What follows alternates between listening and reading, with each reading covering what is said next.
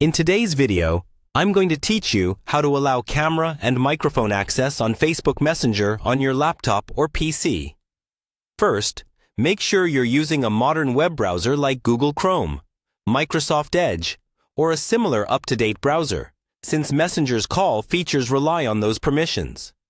Open your browser and go to the Facebook website, then log into your account if you aren't already. Once you're on Facebook, open Messenger. You can do this by clicking the Messenger icon near the top of the page, or by going directly to the Messenger section. Pick any conversation where you want to start a video or voice call. This is important because your browser usually asks for camera and microphone access only when you actually try to use them. Now, inside that conversation, click either the video call button for a video chat or the phone icon for an audio call. As soon as you click one of these, your browser should pop up a small permission window, usually near the address bar at the top. It will say something like, "Allow Facebook to use your camera and microphone."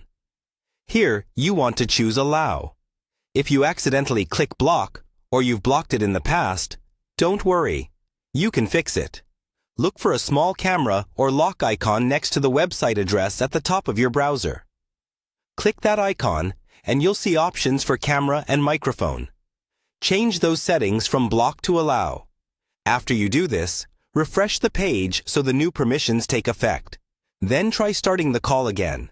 If you have more than one camera or microphone connected, such as a built-in laptop camera and an external webcam, you can usually choose which one to use from the same permissions area or from your browser's site settings for Facebook.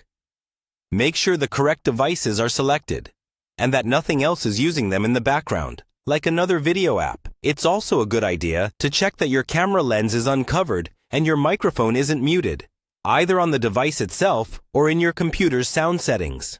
Once everything is allowed and set correctly, go back to Messenger, start your call, and you should see your video feed or hear your audio working. That's all you need to do to allow camera and microphone access for Facebook Messenger on your laptop or PC.